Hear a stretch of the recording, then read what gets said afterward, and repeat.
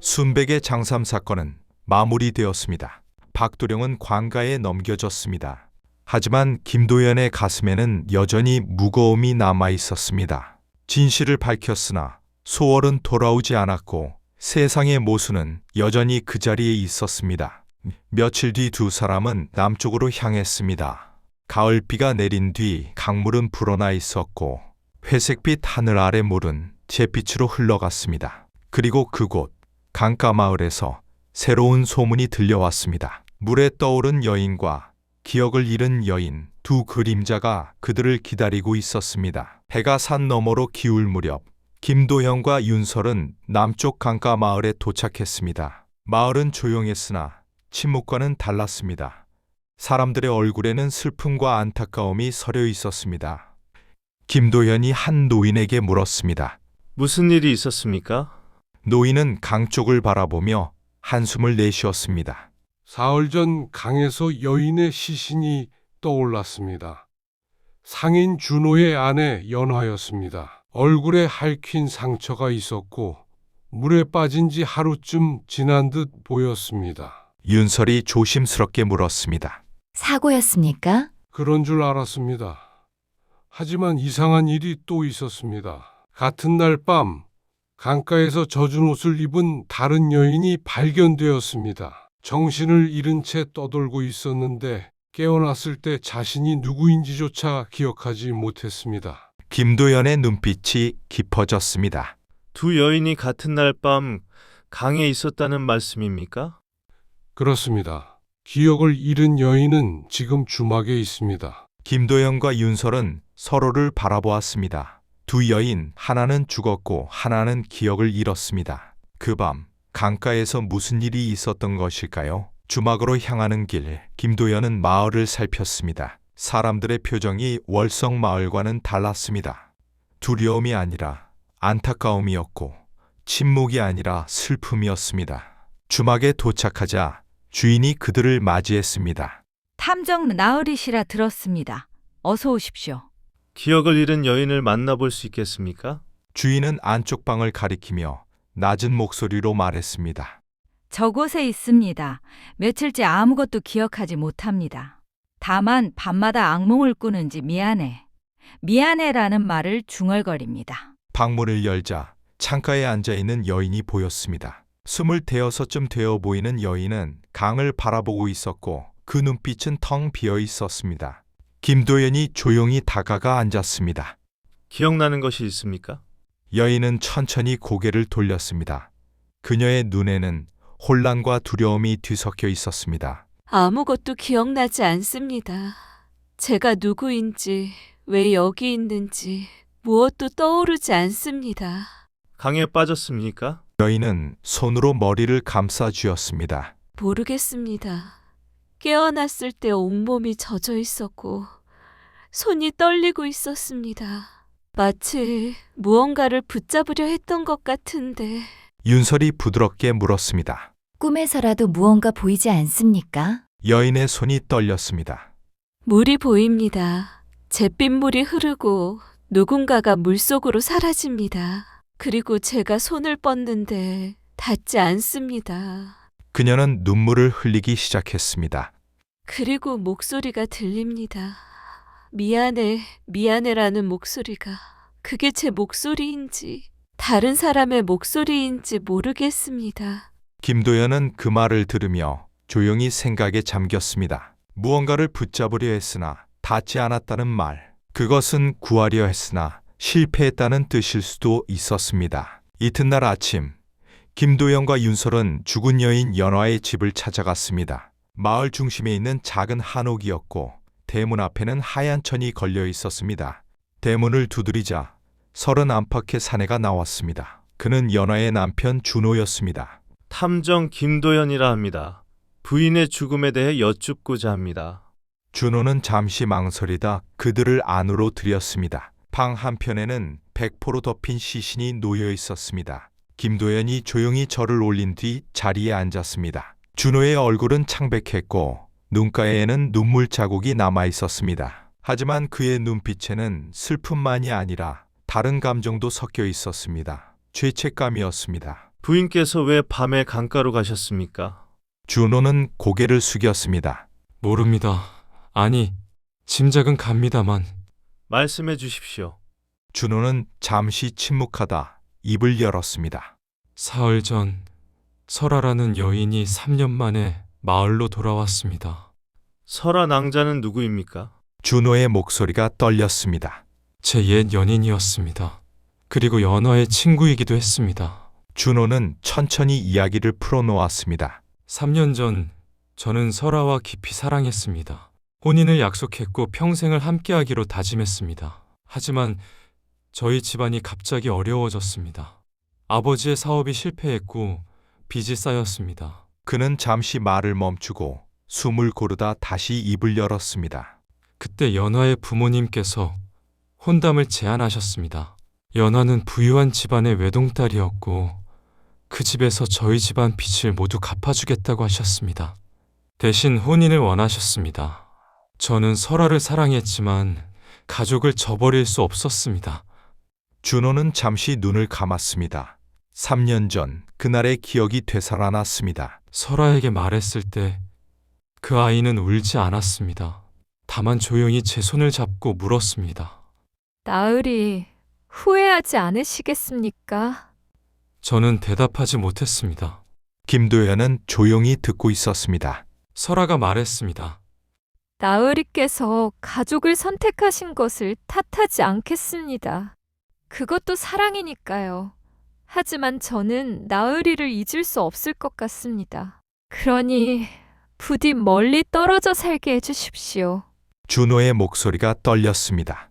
그날 밤 설아는 홀로 짐을 꾸렸고 다음날 새벽 마을을 떠났습니다. 저는 창가에 서서 그 뒷모습을 지켜봤지만 설아는 손 한 번 흔들지 않았고 돌아보지도 않았습니다. 그저 묵묵히 걸어갔습니다. 그때 어찌하셨습니까? 아무것도 하지 못했습니다. 다만 그 자리에 서서 설아가 사라질 때까지 바라봤습니다. 그리고 한 달 뒤 연하와 혼인했습니다. 준호는 고개를 떨구었습니다. 혼례 날 밤 연하가 제게 물었습니다. 나으리, 설아를 아직 사랑하고 계십니까? 저는 거짓말을 했습니다. 아니오라고 말했습니다. 하지만 연하는 알고 있었습니다. 제 눈이 거짓말을 하고 있다는 것을요. 부모님은 나이 드셨고 동생은 아직 어렸습니다. 그들을 길거리에 내몰 수 없었습니다. 김도연이 물었습니다. 그래서 연하 낭자와 혼인하신 것입니까? 그렇습니다. 오히려 연하가 제게 혼담을 주선했습니다. 설아를 돕기 위해서라고. 김도연의 눈빛이 날카로워졌습니다. 설아를 돕기 위해서라고요? 그렇습니다. 설아의 집안도 가난했습니다. 만약 제가 설아와 혼인하면 두 집안 모두 어려워질 것이라고 했습니다. 차라리 자신이 저와 혼인해서 설아의 집안도 도와주겠다고 했습니다. 그것은 친구를 위한 배려였을까요? 아니면 사랑하는 남자를 차지하기 위한 계략이었을까요? 김도연은 알 수 없었습니다. 연하와의 혼인 생활은 어떠했습니까? 준호는 오랫동안 침묵했습니다. 연하는 좋은 아내였습니다. 저를 잘 섬겼고 가족을 돌봤습니다. 하지만 제 마음은 늘 설아에게 있었습니다. 연하도 그걸 알았습니다. 제가 아무리 숨기려 해도 눈빛은 거짓말을 하지 못했습니다. 마을 시장터에서 윤설은 여인들과 이야기를 나누었습니다. 그곳에는 장을 보러 온 5명의 여인이 모여 있었고 그들의 표정은 안타까움으로 가득했습니다. 설아와 연하는 어린 시절부터 친구였습니다. 한 중년 여인이 말했습니다. 둘도 없는 친구였지요. 함께 놀고, 함께 울고, 함께 웃었습니다. 하지만 준호를 사이에 두고 모든 것이 변했습니다. 다른 여인이 덧붙였습니다. 연하는 설아를 사랑했습니다. 친구로서요. 하지만 동시에 준호도 사랑했습니다. 여인으로서요. 그 두 감정 사이에서 연하는 고민했습니다. 젊은 여인이 조용히 말했습니다. 연하가 혼담을 주선한 것은 설아를 위해서이기도 했지만 자신을 위해서이기도 했습니다. 친구를 배신하는 것 같아 괴로워했습니다. 혼인 후에도 늘 미안해했습니다. 설아가 돌아온 뒤 연화는 어땠습니까? 불안해했습니다. 설아를 만나고 싶었지만 동시에 두려웠기에 나흘 전 밤 조용히 강가로 불러 이야기를 나누고 싶다고 했습니다. 윤설이 물었습니다. 그날 밤 무슨 일이 있었는지 아는 사람이 있습니까? 여인들은 고개를 저었습니다. 아무도 모릅니다. 다만 다음 날 아침 연화가 강에서 발견되었고 설아는 기억을 잃은 채 강가를 헤매고 있었습니다. 주막으로 돌아온 김도현은 다시 설아를 찾았습니다. 그는 조용히 그녀 앞에 앉아 물었습니다. 준호라는 이름을 들어본 적이 있습니까? 설아의 몸이 떨렸습니다. 그녀는 고개를 감싸 쥐었습니다. 그 이름 가슴이 아픕니다. 왜 그런지 모르겠습니다. 연하라는 이름은요? 설아의 눈에서 눈물이 흘러내렸습니다. 미안해. 미안해. 김도연은 천천히 조심스럽게 물었습니다. 무엇이 미안합니까? 모르겠습니다. 하지만 제가 무언가 잘못했다는 걸 알 수 있습니다. 가슴이 찢어질 듯 아픕니다. 김도연은 설아에게 천천히 이야기를 들려주었습니다. 3년 전의 일, 준호와의 사랑, 연하와의 혼인, 그리고 사흘 전 밤의 일까지 설아는 그 이야기를 들으며 조금씩 기억을 되찾기 시작했습니다. 생각납니다. 설아가 떨리는 목소리로 말했습니다. 3년 전 준호 나으리가 제게 연하와 혼인하겠다고 말했습니다. 저는 화를 낼 수 없었습니다. 그 사람의 가족이 어려운 것을 알았으니까요. 하지만 가슴이 찢어지는 것 같았습니다. 김도연은 조용히 들었습니다. 마을을 떠나 3년 동안 다른 곳에서 살았습니다. 잊으려 애썼습니다. 하지만 잊히지 않았습니다. 그리고 부모님 제사 때문에 마을에 돌아왔습니다. 연하를 만났습니까? 연하가 저를 찾아와 울면서 사과했습니다. 자신이 제 행복을 빼앗았다고 용서해달라고 했습니다. 설아의 목소리가 떨렸습니다. 저는 용서했습니다. 아니, 용서하려 했습니다. 연하를 원망할 수 없었습니다. 그 아이도 사랑했으니까요. 준호 나으리를 말입니다. 그날 밤 무슨 일이 있었습니까? 설아는 눈을 감았습니다. 기억이 천천히 돌아왔습니다. 연하가 저를 강가로 불렀습니다. 달이 밝게 떠있던 밤이었고 연하는 강가에 서서 제게 말했습니다. 설아의 기억이 선명하게 떠올랐습니다. 그날 밤 강가의 모습이, 연화의 얼굴이, 그리고 그 순간의 감정이. 연화가 말했습니다. 설아야, 나는 네 친구였지만 동시에 네 행복을 빼앗은 사람이야. 3년 동안 행복했지만 그 행복이 네 불행 위에 세워진 것을 알았어. 준호는 늘 너를 생각했어. 내가 아무리 잘해줘도 그 사람의 마음은 내게 있었어. 설아의 눈물이 흘러내렸습니다. 저는 말했습니다. 연하야, 그건 네 잘못이 아니야. 세상이 그렇게 만든 거야. 나는 너를 원망하지 않아. 하지만 연하는 고개를 저었습니다. 연하가 강물을 바라보며 말했습니다. 나는 친구를 배신했어. 그 죄책감에 3년 동안 괴로웠어. 미안해. 정말 미안해. 그리고는 설아의 목소리가 끊겼습니다. 발을 헛디뎠습니다. 아니, 헛디뎠는지 일부러 그랬는지 모르겠습니다. 연하가 강물에 빠졌습니다. 김도연이 조용히 물었습니다. 그대는 어찌했습니까? 손을 뻗었습니다. 연하를 구하려고 필사적으로 손을 뻗었습니다만 설아는 자신의 손을 바라보았습니다. 한순간, 아주 짧은 순간이었습니다. 손을 뻗으면서도 제 마음속에서 이상한 생각이 스쳤습니다. 연하가 없으면 준호는 자유로워지겠지. 그러면 다시 그 생각이 스치는 순간 제 손이 멈칫했습니다. 윤설이 놀라 입을 가렸습니다. 아주 짧은 순간이었습니다. 1초도 안 되는 시간이었습니다. 하지만 그 순간 연하가 물살에 휩쓸렸습니다. 저는 황급히 다시 손을 뻗었지만 이미 멀리 떠내려가고 있었습니다. 설아는 흐느끼기 시작했습니다. 물속으로 뛰어들어 헤엄쳐갔지만 닿지 않았습니다. 연화는 점점 멀어졌고 물살은 너무 세었습니다. 그리고 연화가 물속으로 사라지는 것을 봤습니다. 그 뒤에는 어찌했습니까? 강가로 기어나와 연화를 찾으려 강가를 헤맸지만 찾을 수 없었습니다. 그리고 그 순간 깨달았습니다. 제가 연화를 죽였다는 것을요. 김도연이 물었습니다. 그대가 죽인 것이 아닙니다. 그대는 구하려 했습니다.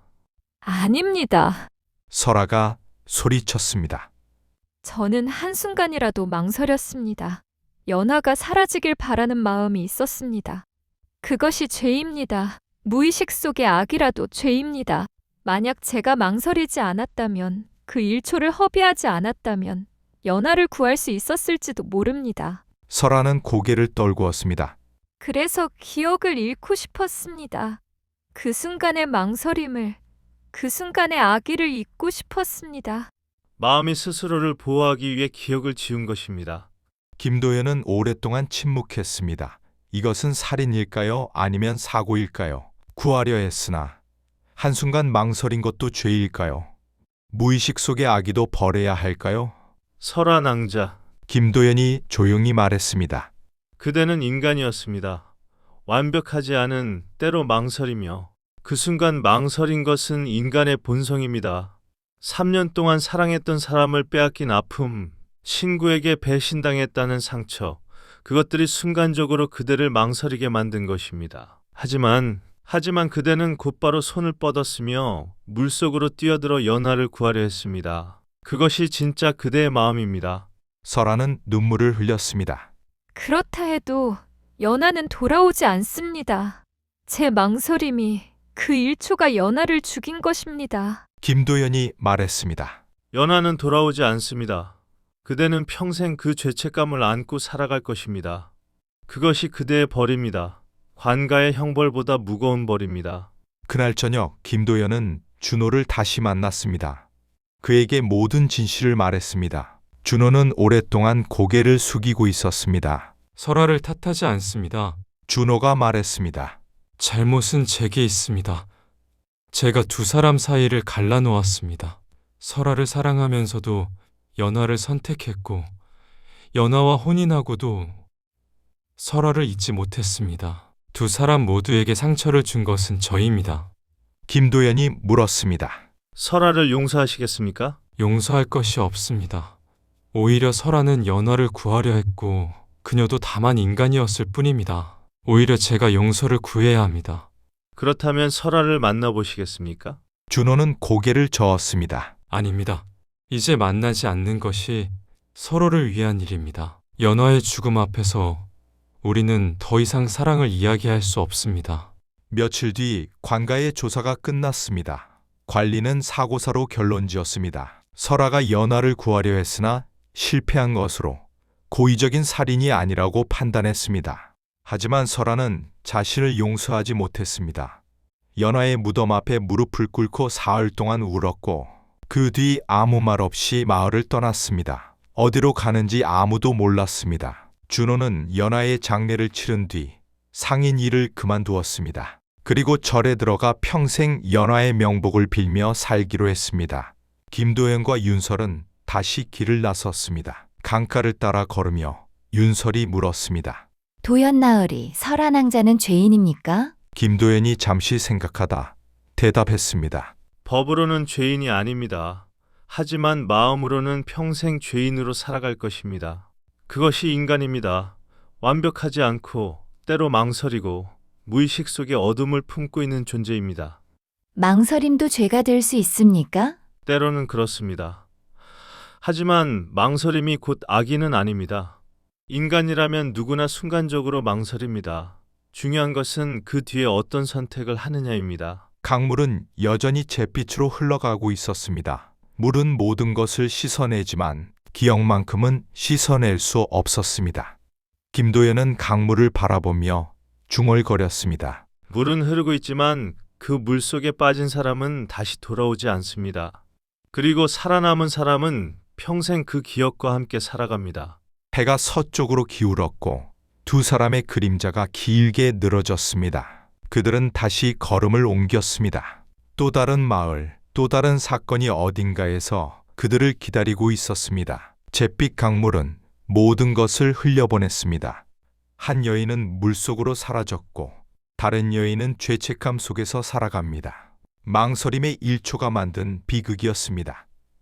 김도현은 알고 있었습니다. 세상에는 선과 악으로 나눌 수 없는 일들이 있다는 것을, 때로는 선의로 시작한 일이 비극으로 끝난다는 것을. 며칠 뒤 두 사람은 서쪽 마을로 향했습니다. 그곳에는 피로 그린 초상화에 관한 소문이 돌고 있었습니다. 한 화가가 사라진 후 그의 작업실에서 발견된 초상화들, 그 속에는 모두 죽은 사람들의 얼굴이 담겨 있었다고 합니다. 김도연의 발걸음이 다시 시작되었습니다. 진실을 향해, 인간의 마음을 향해,